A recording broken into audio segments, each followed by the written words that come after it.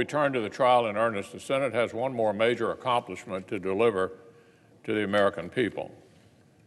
Yesterday, we began floor consideration of the most significant update to the North American trade policy in nearly 30 years. And in just a couple of hours, we're going to pass the USMCA and send it to President Trump for his signature. It was back in 2018 when the Trump administration finalized its talks with the governments of Mexico and Canada. This has been a major priority for the President and for many of us in both houses of Congress.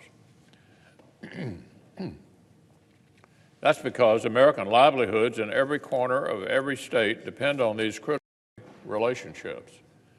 Farmers, growers, cattlemen, manufacturers, small businesses, big businesses. This is a major step for our whole country. In the 26 years since the ratification of NAFTA, trade with Mexico and Canada has come to directly support 12 million American jobs.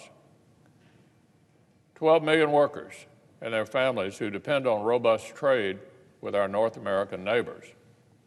Our neighbors to the north and south purchase $500 billion in American goods and services every single year.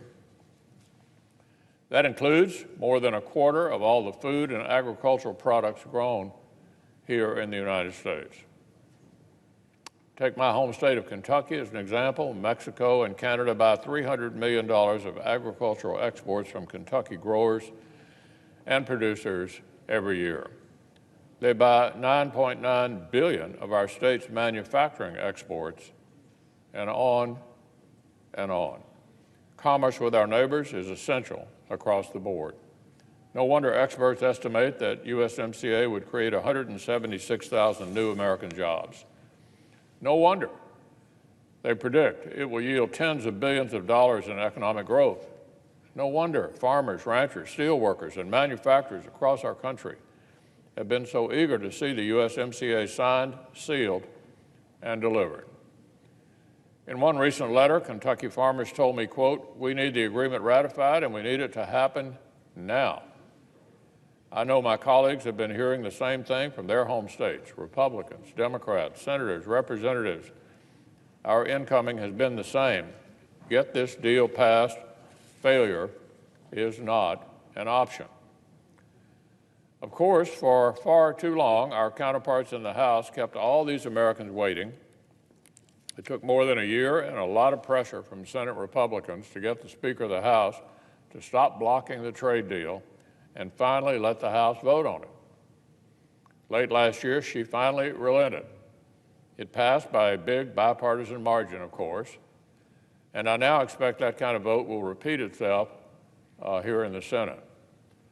I'm especially grateful to our colleagues and counterparts who got this across the finish line.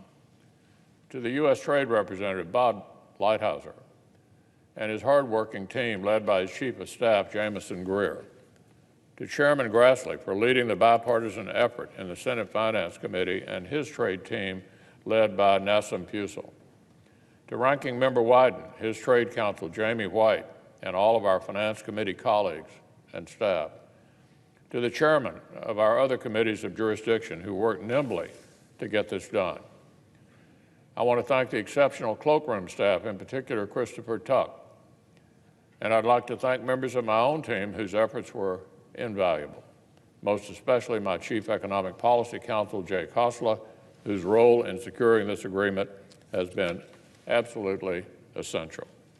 Ali Napola in my personal office, Erica Suarez in my leadership policy advisor, and of course, their fearless leaders, Sharon Soderstrom, my Chief of Staff, and my Deputy Chief of Staff for Policy, Scott Rabb. And of course, I'm most grateful to President Trump for prioritizing, negotiating, and delivering on this major promise. Today, the Senate will send this landmark agreement to the President's desk.